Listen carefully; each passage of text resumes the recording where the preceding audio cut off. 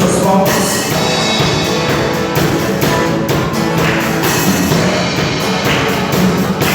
Sou seu Deus, dá mais alto. Eu já queria as transformação e os meus olhos te vejo e vejo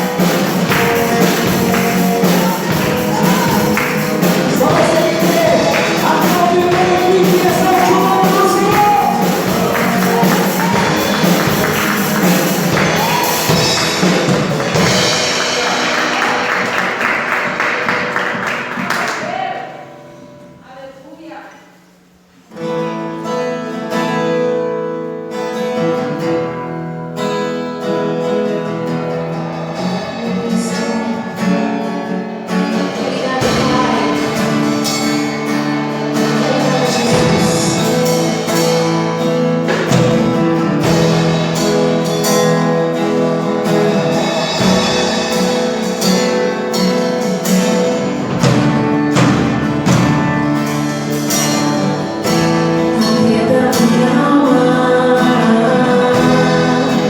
faz meu coração ouvir tua voz.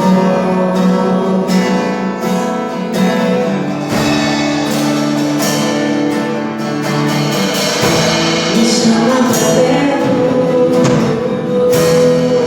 só assim eu não me sinto só. Porque você aquieta minha alma, faz meu coração ouvir tua voz.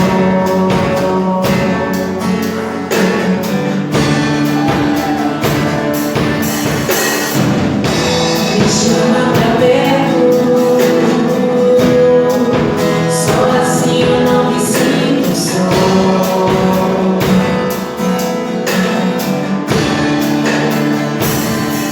Porque na verdade eu resolvi que tudo que é preciso está em ti. Mas meu coração tem alto demais pra admitir.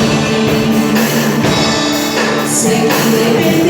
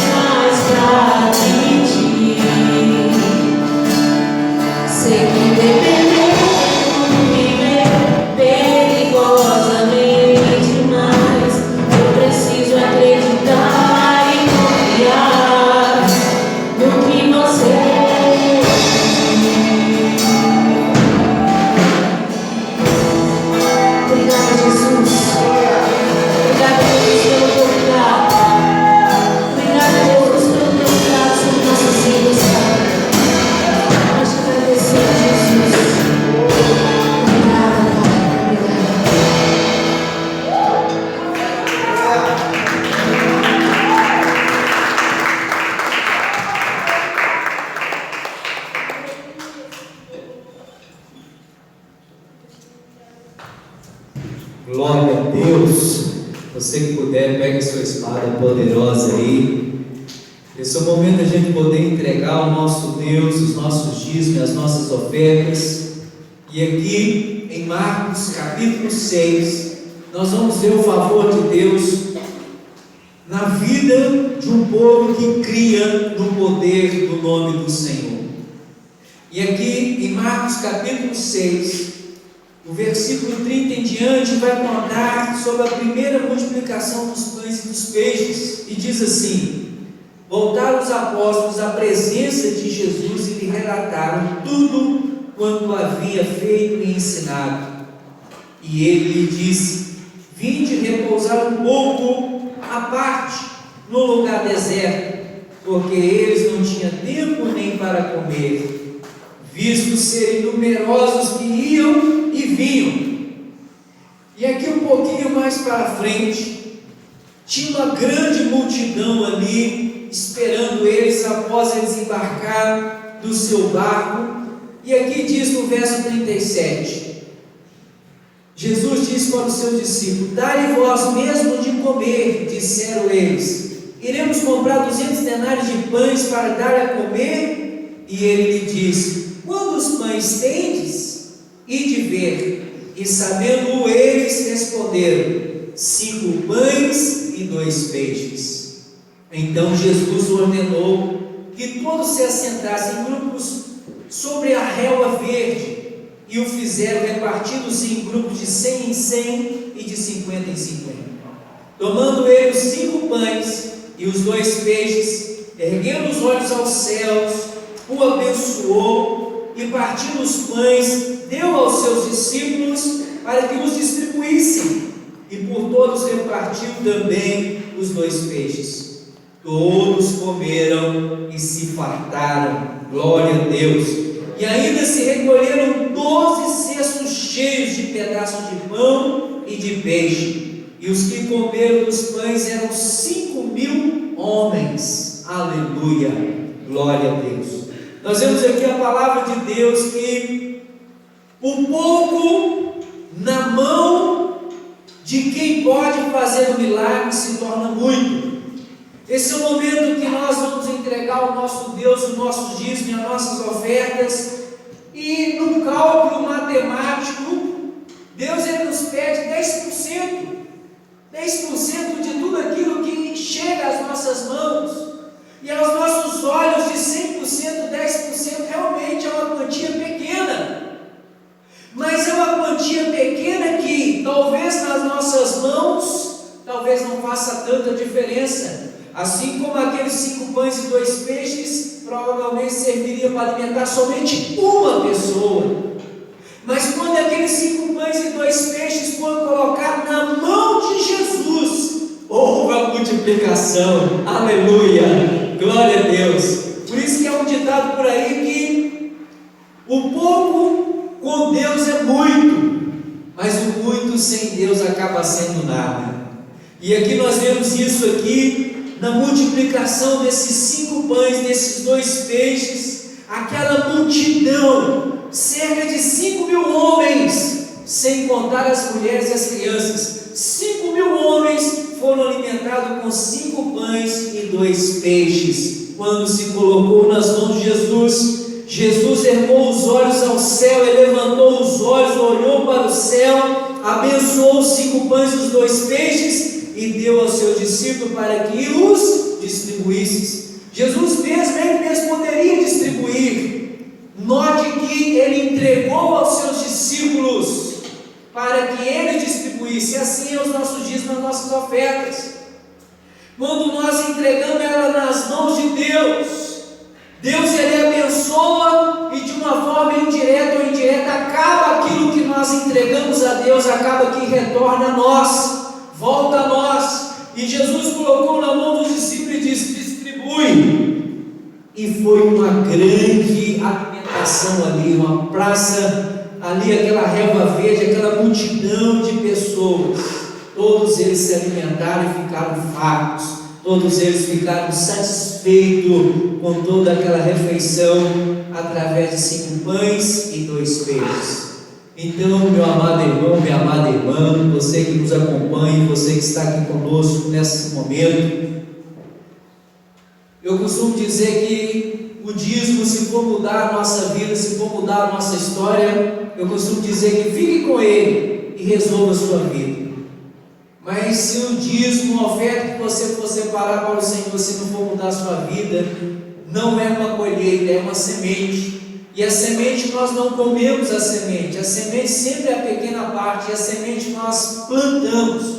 E quando nós plantamos no reino de Deus, certamente a bênção do Senhor vem, a multiplicação do Senhor vem, e a abundância de Deus sobre a nossa vida, ela é tão real. Assim como diz o profeta Abacuque, ainda que a oliveira minta, ainda que os frutos da oliveira ela minta, não venha, além que aconteça tantas coisas, os gados não produzem ali o alimento, o leite, os campos também a mesma coisa, ele vai dizer que ele continua confiando em Deus, ele continua acreditando no Senhor, no momento da fartura e no momento da escassez. Então que você possa entregar o seu melhor ao Senhor nesta noite.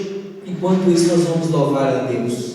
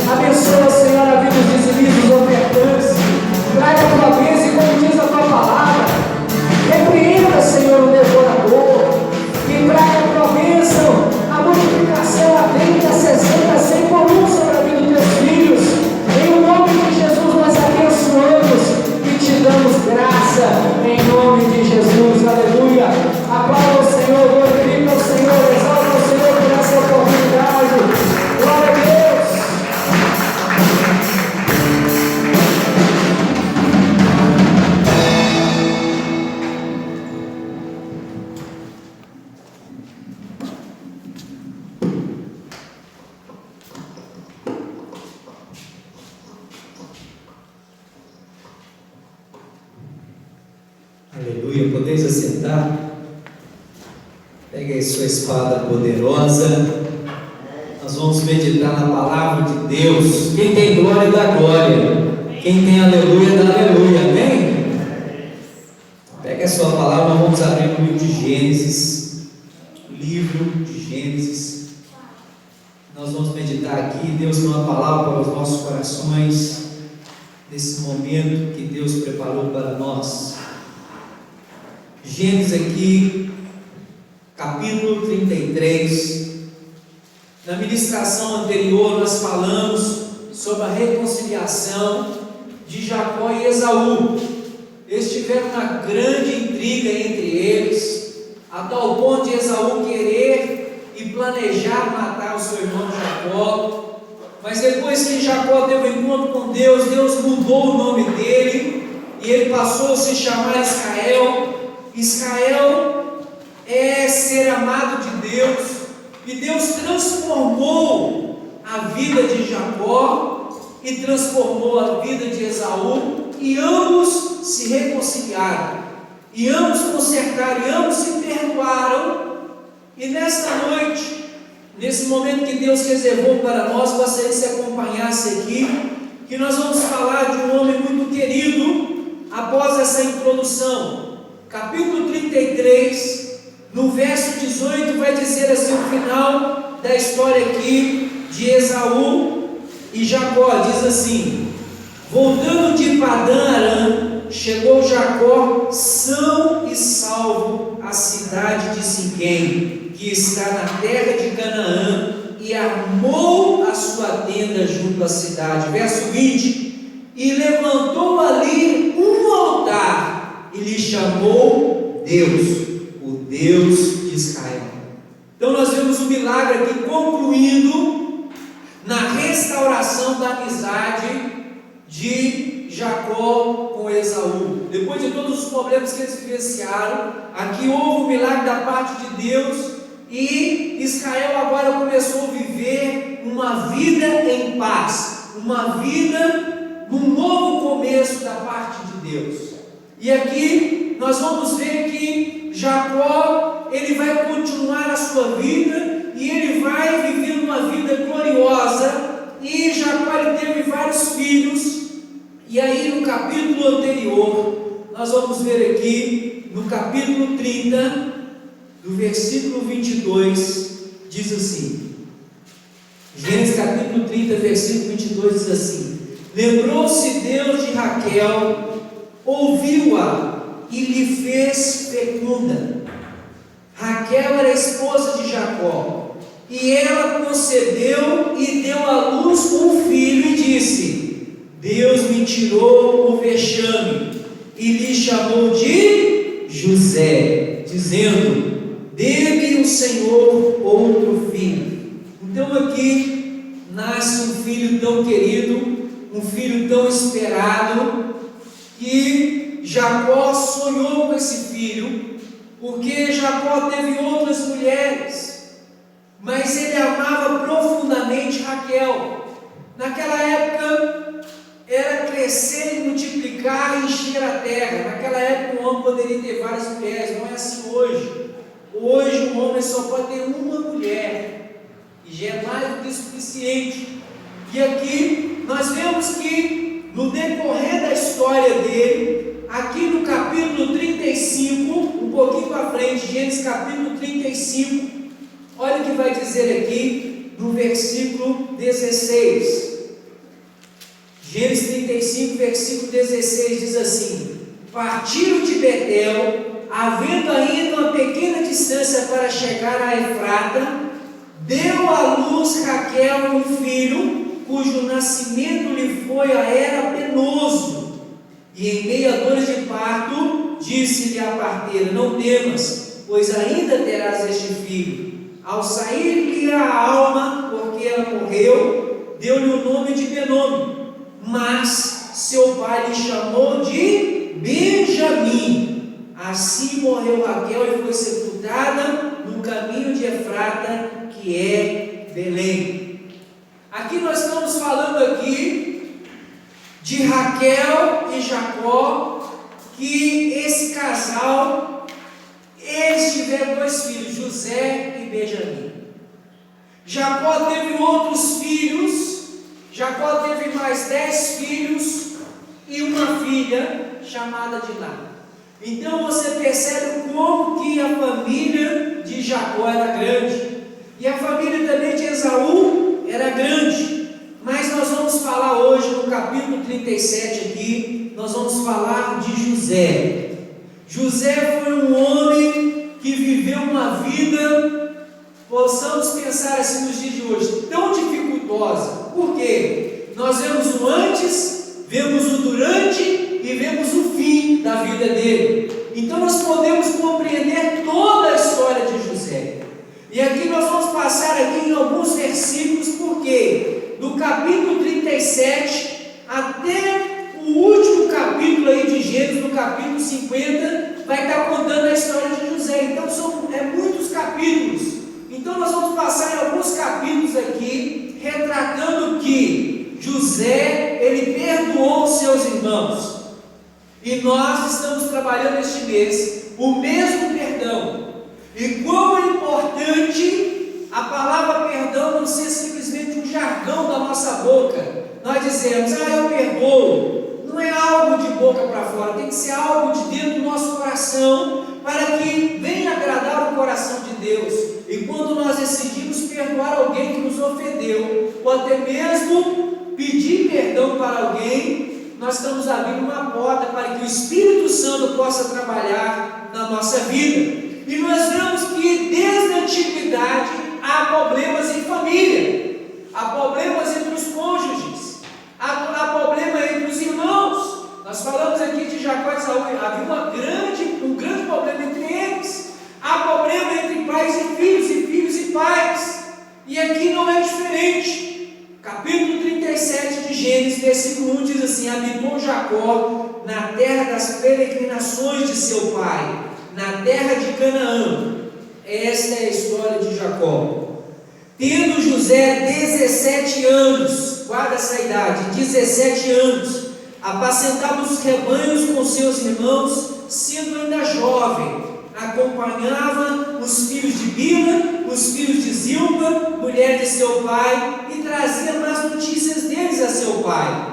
Verso 3: ora, Israel amava mais a José, quer dizer, Jacó amava mais a José que a todos os seus filhos, porque era filho da sua velhice, e lhe fez uma túnica de talar de mangas compridas. Aqui nós já vemos um ponto que nós, como pais, nós precisamos desenvolver um amor igual para todos os nossos filhos.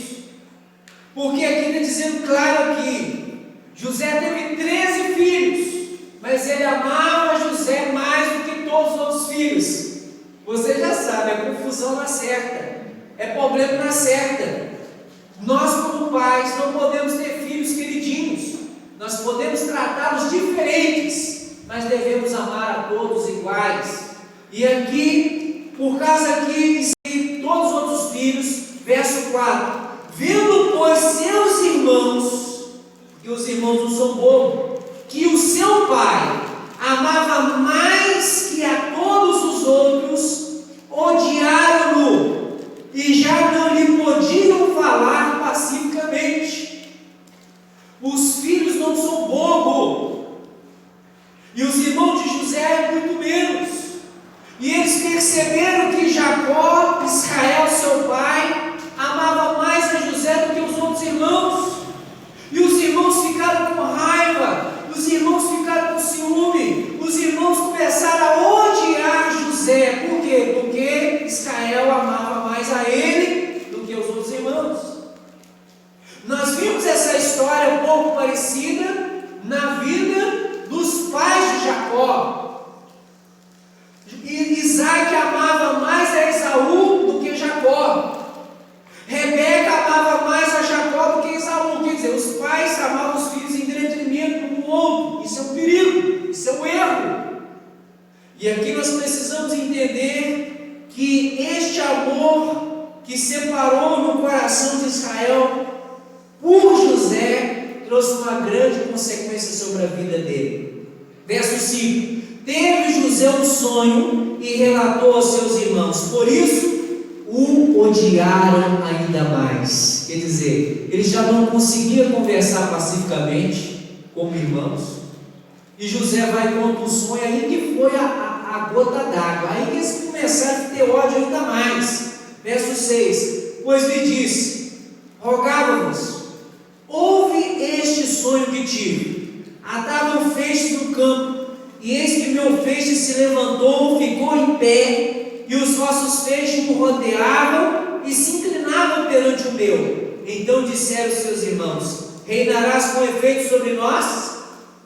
E sobre nós dominarás realmente?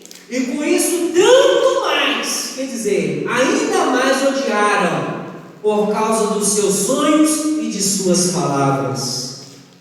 Teve ainda outro sonho, ô José sonhador, e o referiu aos seus irmãos, dizendo: sonhei também que o sol e a lua e 11 estrelas se inclinavam perante a mim. Ele estava relatando os pais e relatando os irmãos. Contando a seu pai e a seus irmãos, repreendeu o pai e lhe disse: que sonho é esse que tivesse? Acaso viremos eu, tua mãe e teus irmãos a inclinar-nos perante ti em terra?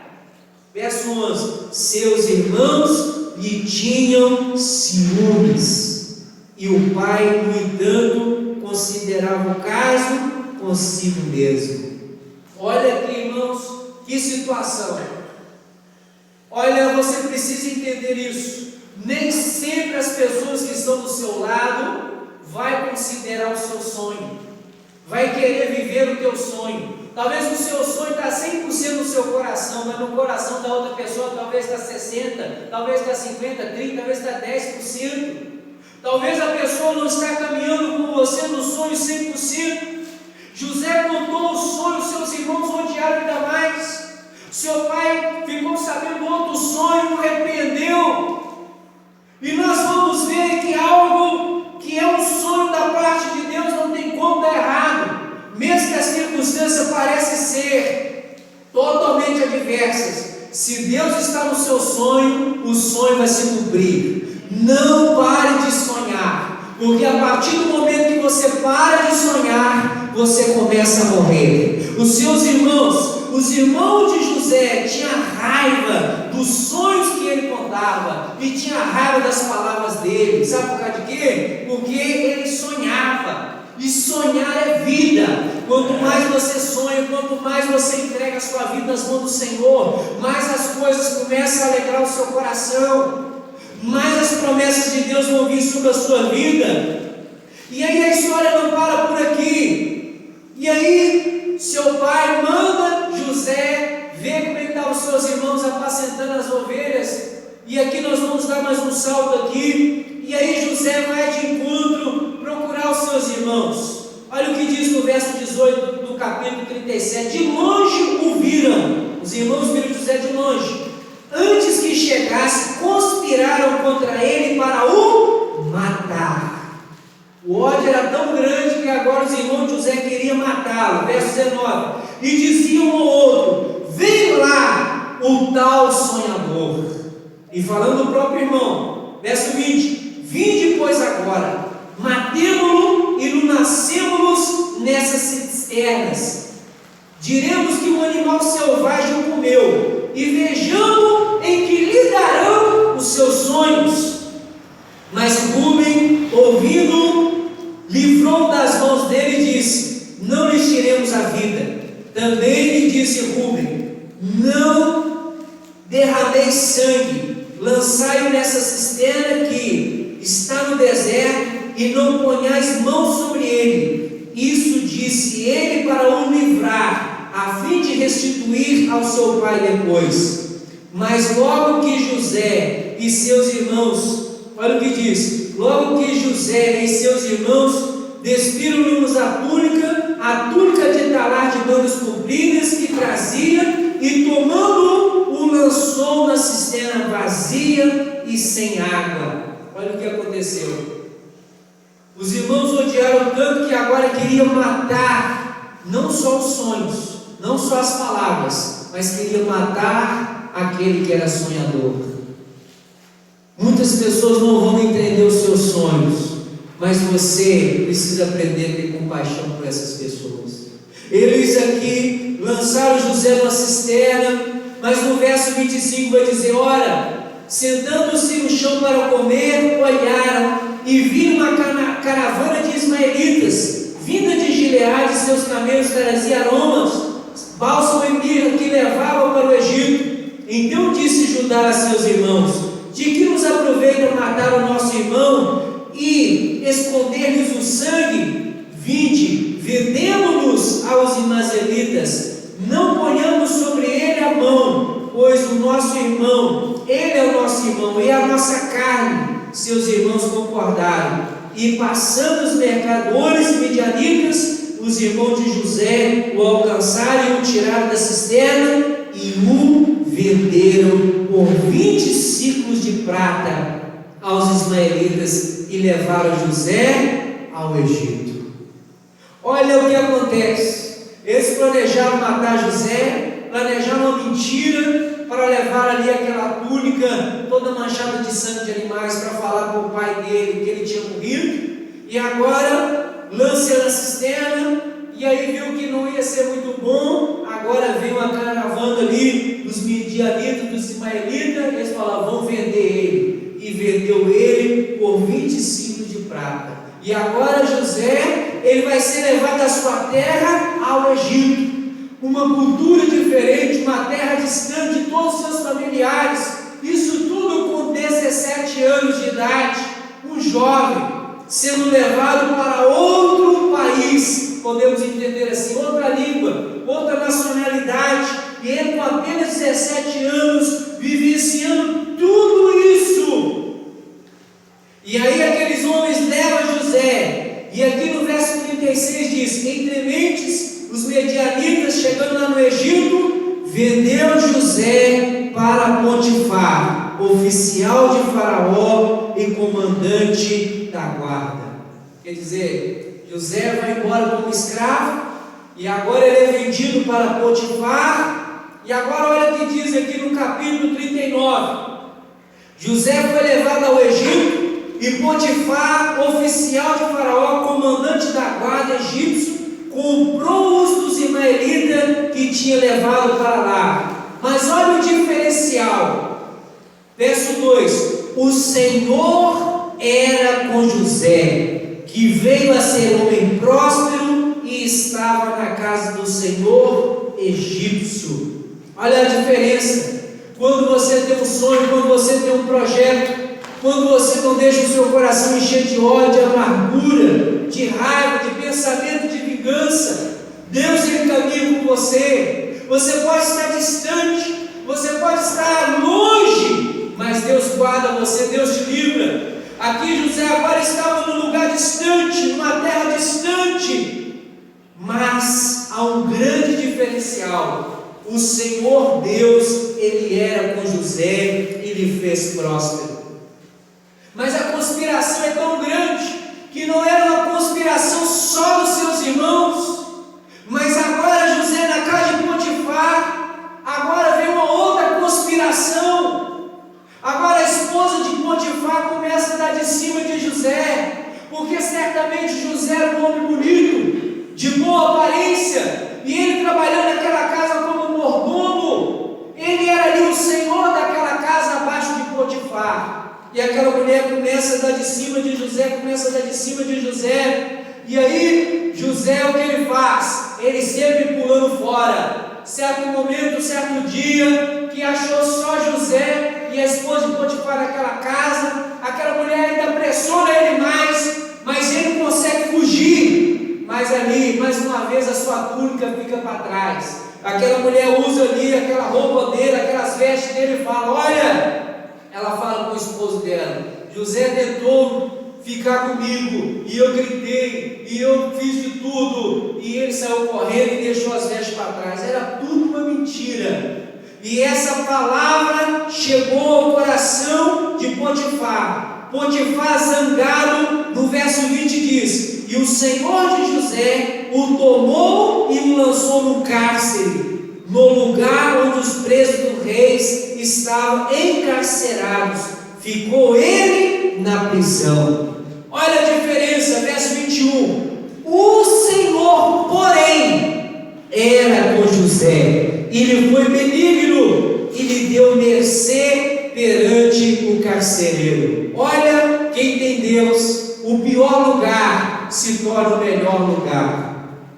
Depois de toda aquela mentira, nós podemos entender que nem o próprio esposo daquela mulher, nem o próprio Potifar acreditou na versão dela, porque aquilo ali, se acontecesse, José era para ter sido morto naquele tempo. Ele era para ter sido morto para servir de exemplo para todas as outras pessoas, porque ninguém se ousava mexer com a mulher de Potifar, nem com a mulher do rei. Era uma loucura extrema, e aquela pessoa pagaria com uma vida. Nós podemos entender que nem Potifar acreditou no direito da mulher dele, tanto é que mandou ele vir para a prisão. Por quê? Porque o Senhor era com ele e sabia que ele era um sonhador e que ele tinha um compromisso com Deus. E aqui a palavra do Senhor vai dizer que Deus deixou graça no coração até mesmo do carcereiro, e José ali na prisão, todos aqueles presos ficou ali como trabalhadores para José, porque José tinha uma unção de líder sobre a vida dele. E a palavra do Senhor vai dizer no capítulo 40 que José interpreta dois sonhos de dois homens que estavam ali no cárcere junto com ele, o padeiro-chefe e o copeiro-chefe. Os dois estavam ali, e José revela o sonho do copeiro-chefe, que ele ia ser restituído ao trabalho. E José disse: olha, quando você chegar diante do rei, lembra-te de mim. Mas o outro padeiro-chefe, José também revelou o sonho, porque José também tinha essa graça da parte de Deus. Ele tinha esse dom da parte de Deus de interpretar sonhos. E o sonho do padeiro-chefe não foi agradável, porque ele foi restituído, mas para morrer. E aqui começa uma outra parte da história de José. Quando José diz: olha, quando você chegar diante do rei, lembra de mim. Capítulo 40, versículo 23 diz: o copeiro-chefe, todavia, não se lembrou de José quando ele foi restituído, porém, dele se esqueceu. Quando das vezes você estende a mão para alguém, você ajuda um, você ajuda outro, e na hora que você precisa daquela pessoa não estende a mão para você. Não foi diferente da vida de José. Agora o seu amigo ele dissela, José revela um sonho que nenhum deles tinha revelação, e ele é restituído ao seu trabalho, feliz da vida, porque ele voltaria a servir o rei, porém ele esqueceu de José. Deixa eu falar para você, todos podem esquecer de você, mas Deus continua lembrando de você todos os dias. Deus não esqueceu de você. A palavra do Senhor diz que ainda que uma mãe que mama, dá ali mamar para o seu filho, uma criança nova, indefesa, ainda que essa mãe viesse a se esquecer daquele filho, o Senhor diz: eu todavia não me esquecerei de ti. E aqui nós vemos que o favor de Deus era sobre a vida de José. Passado-se um tempo, no capítulo 41, Faraó agora tem um sonho, e através daquele sonho, Faraó manda chamar todos os intérpretes, todos aqueles adivinhadores, todo mundo para decifrar o sonho. Ninguém consegue. O copeiro-chefe então lembra de José, e José é levado à presença de Faraó, e José traz a revelação do sonho a Faraó. E ele vai dizer no verso 16 do capítulo 41: respondeu-lhe José a Faraó: não está isso em mim, mas Deus dará a resposta favorável a Faraó. Então José então traz a revelação do sonho, e aí a partir daquele momento vai começar uma nova história na vida de José. Por quê? Porque através da revelação daquele sonho, nós vamos ver aqui agora no versículo 46, era José da idade de 30 anos, quando se apresentou a Faraó, rei do Egito, e andou por toda a terra do Egito. Então aqui, depois de José revelar aquele sonho, Faraó coloca José como governador do Egito, e abaixo de Faraó era José que mandava em todas as coisas. E José então vai coordenar por 14 anos ali as coisas daquele faraó, porque era 7 anos de escassez, mas havia 7 anos de fartura, que foram os primeiros 7 anos.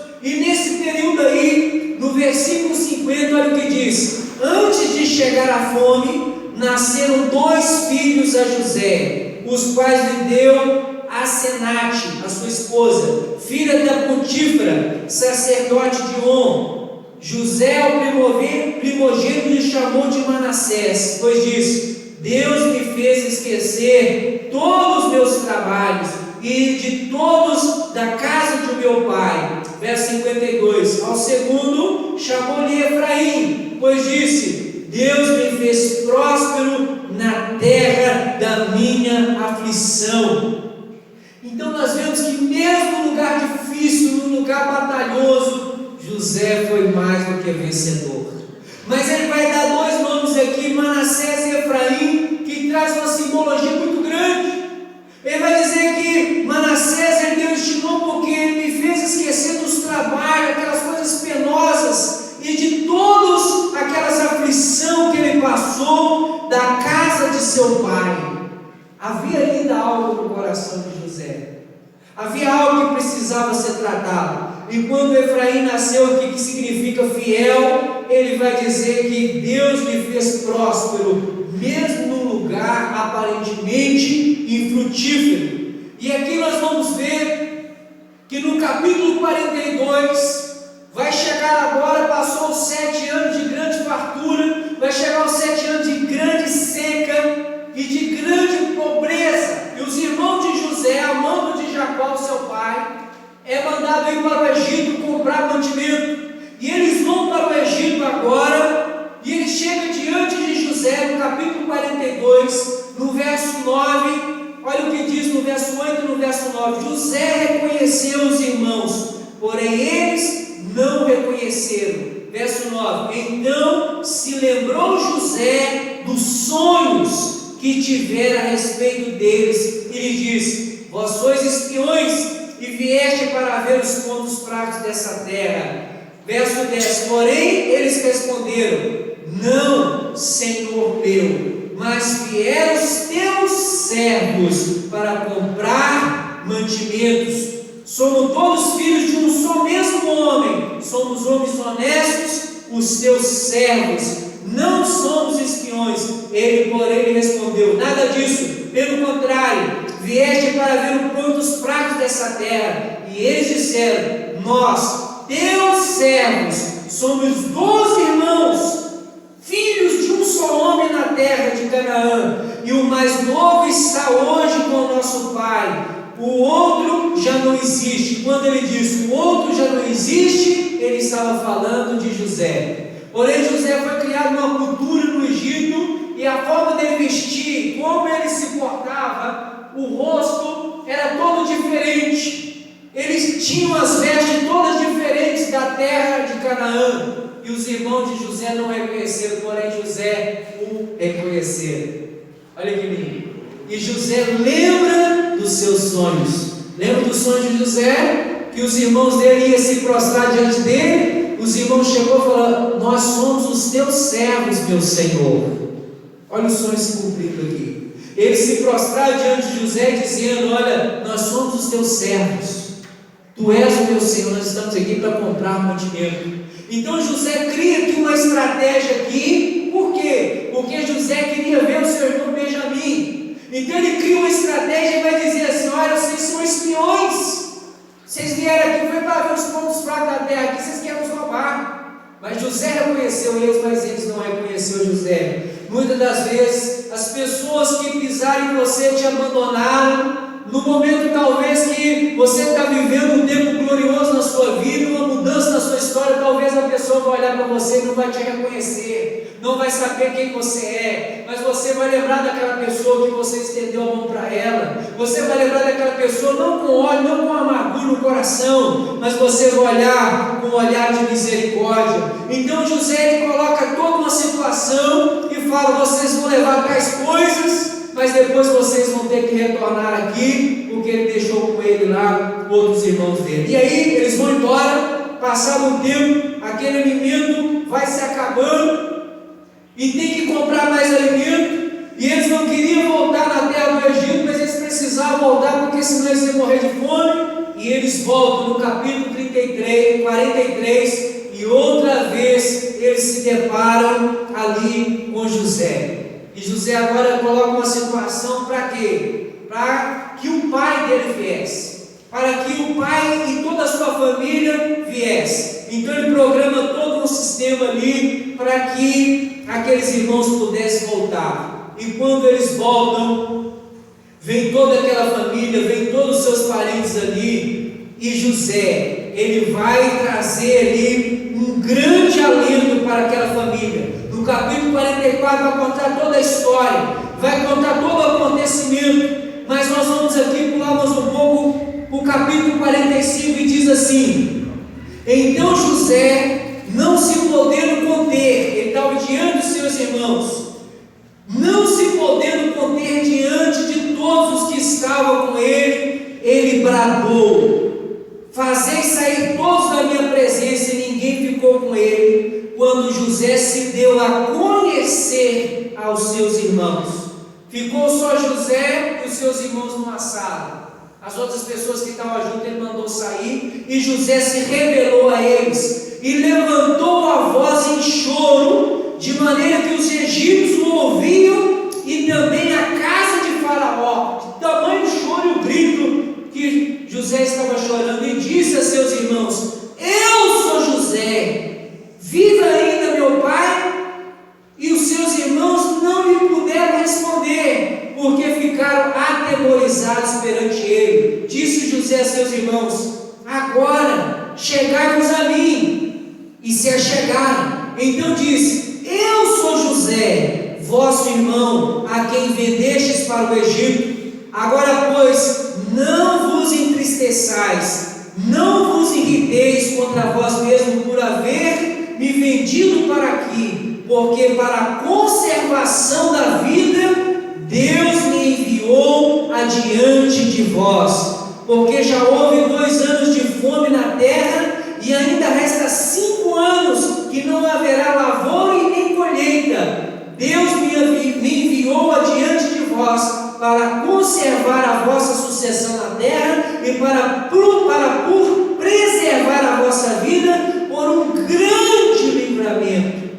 Assim, não fosse vós que me enviastes para cá, e sim Deus, que me pôs por pai de Faraó e senhor de toda a sua casa, e como governador em toda a terra do Egito. Aleluia, glória a Deus. Você está entendendo aqui? Quando havia todo aquele esquema, todo aquele plano que os irmãos estavam tramando com José, aparentemente aos nossos olhos humanos, uma coisa absurda, uma coisa gravíssima, mas nada sai do controle de Deus. Se você tem uma aliança com Deus, mesmo a situação difícil pode cooperar para o seu bem, pode cooperar para o seu favor. Romanos 8:28 vai dizer que todas as coisas cooperam para o bem daqueles que amam a Deus. E aqui José vai deixar claro: sou eu, seu irmão, que vocês venderam, mas vocês venderam, mas foi Deus que me enviou adiante de vós, porque haveria que a grande fome, e se José não fosse governador do Egito, toda a sua família iria morrer, iria padecer, toda a sua parentela não iria sobreviver, porque não havia nenhum outro lugar no mundo que havia alimento, senão no Egito.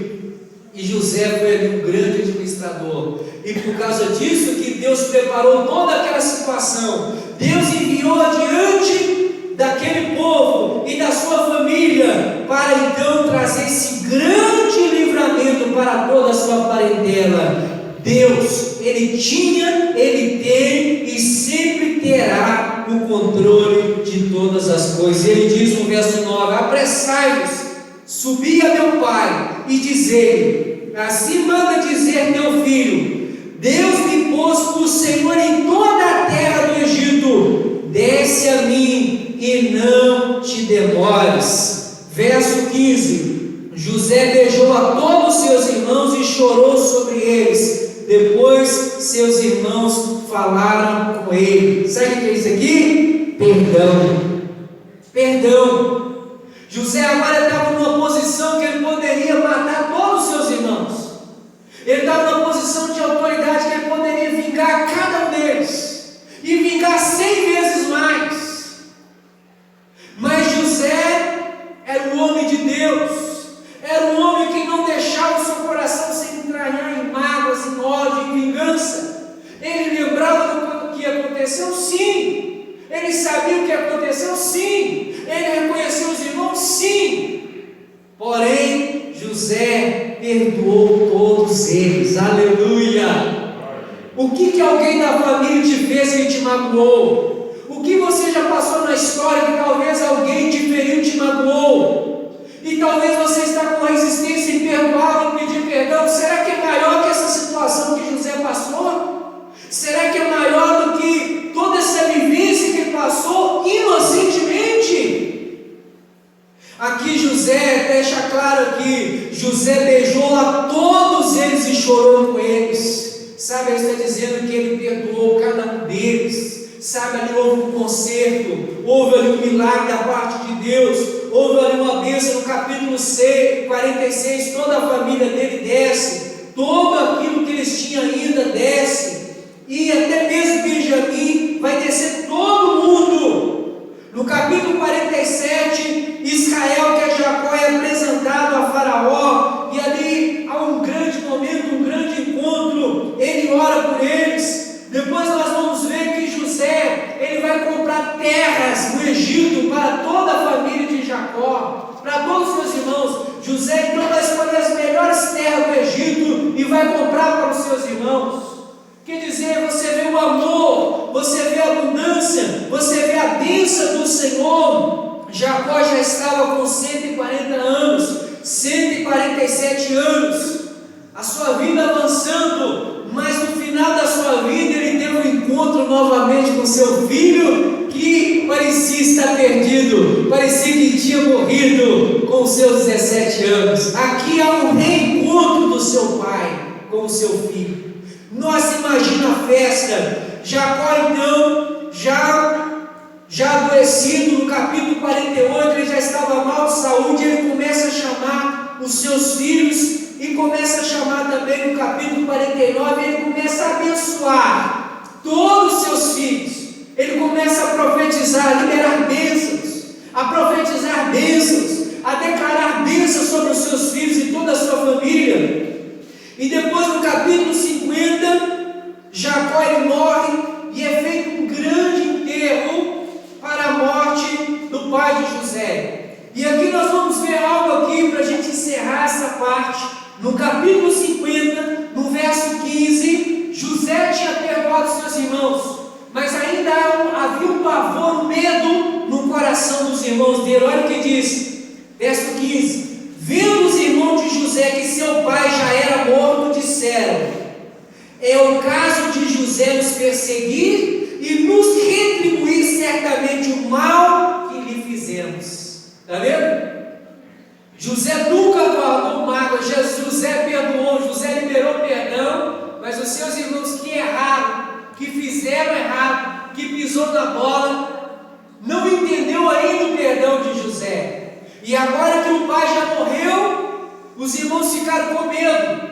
Meu pai já morreu, agora José vai retribuir o mal que nós fizemos a ele. José agora vai nos perseguir. José agora, como governador, ele tem exército ao seu dispor. Nós estamos fritos. Verso 16: portanto, mandaram dizer a José: teu pai ordenou antes da sua morte, dizendo: assim direis a José, olha a palavra, perdoa, pois a transgressão de teus irmãos e o seu pecado, porque fizeram a ti mal. Agora, pois, te rogamos que perdoes a transgressão dos servos de Deus e de teu pai. José chorou enquanto lhe falava. José sabia que no coração dele não tinha isso. E olha o que diz no verso 18: depois vieram também os seus irmãos, prostraram-se diante dele e disseram: eis-nos aqui por teus servos. Lembra do sonho? Respondeu José: não temais. mais? Acaso estou eu em lugar de Deus? Vós, na verdade, intentastes o mal contra mim, porém Deus o tornou em bem, para fazer, como vedes agora, que se conserve a vida de muita gente. Não temais, eu vos sustentarei a vós outros e a vossos filhos. Assim consolou e lhes falou ao coração. Aleluia! É tremendo, irmãos, é lindo, é maravilhoso, porque um homem que tinha tudo para vingar, para dar um troco, você está entendendo? Ele escolheu obedecer à voz de Deus, porque os seus irmãos e tantas outras pessoas intentaram o mal contra José, mas nós não vencemos o mal com o mal, nós vencemos o mal com o bem. Todo mundo poderia ter um coração azedo, cheio de ciúmes, cheio de raiva, cheio de ódio contra José, mas o coração de José continuava intacto, o coração de José continuava puro, o coração de José continuava perdoador. Amém? E foi isso que aconteceu. E José então ele chora, ele aquebranta, e ele fala ao coração dos seus irmãos, e os seus irmãos entendem que realmente houve um perdão, houve um conserto, e ali José diz: eu vou sustentar vocês, eu vou sustentar os seus filhos, eu vou cuidar de vocês. E eles se prostraram ali diante de José. Por quê? Porque quem tem sonho de Deus não morre, se cumpre na vida dele. Quem é fiel a Deus, quem tem compromisso com Deus, quem anda com Deus, pode ter certeza, pode passar os dias, pode passar os anos, mas pode crer que a promessa de Deus não falhará sobre a tua vida, não falhará sobre a tua casa.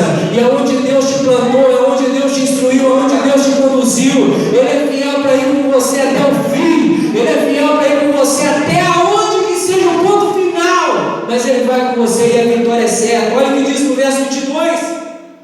José habitou no Egito. Não existe José do Egito.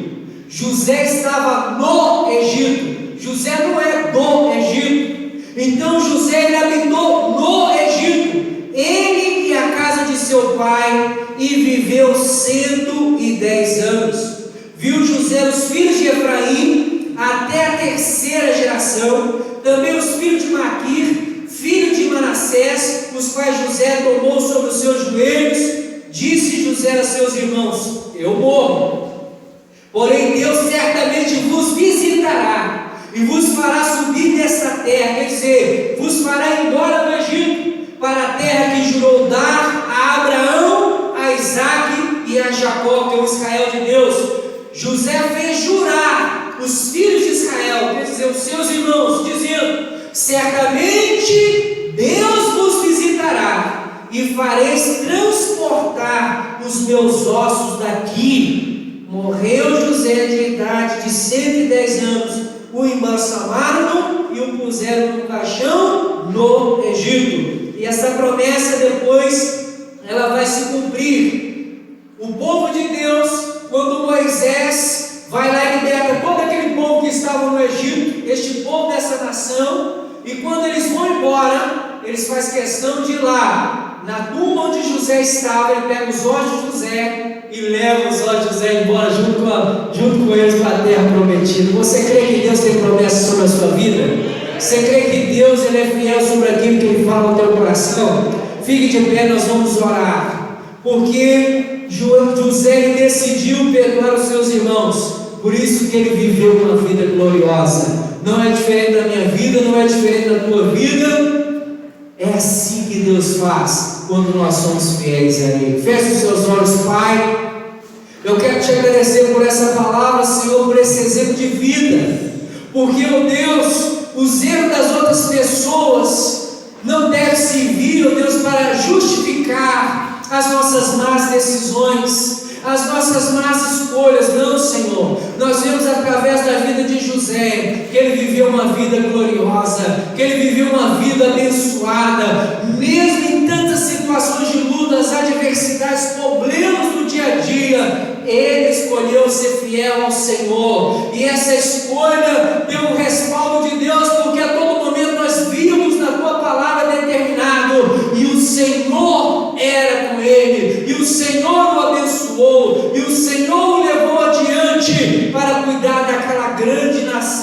a tal ponto que o sonho de José se cumpriu em todo o decorrer da sua vida. Pai, que as tuas promessas permaneçam de pé sobre a nossa vida. Meu Pai, dá-nos um coração perdoador, nos ensina a amar os nossos inimigos, nos ensina a orar por aquele que nos persegue, como diz na tua palavra, Mateus capítulo 5, 38 a 48, nos ensina, meu Pai, a fazer aquilo que o Senhor faz, nos ensina a viver segundo a tua palavra. Pai, é o que eu oro, é o que eu te agradeço. Toca, sonda cada um dos nossos corações, e que não haja em nós, ó Deus, nada, Senhor, nada de embaraço na nossa vida, que não haja em nós algo que está faltoso, que precisa ser consertado, mas se houver, Senhor, nos convença do pecado, da justiça e do juízo, nos ensina a viver uma vida cheia de perdão, porque quem muito perdoa, muito se ama. Eu oro para que o amor de Jesus, que a graça do Espírito Santo, a unção de Deus Pai Todo-Poderoso, seja sempre abundante na tua vida e através da tua vida, hoje e para todos sempre. Deus te abençoe, no nome de Jesus. Se você puder, aplauda o Senhor, glorifica o Senhor, exalte ao Senhor, dê um brado de vitória, fique em paz. Se Deus quiser, domingo estaremos aí às 19 horas celebrando o nome do Senhor, em nome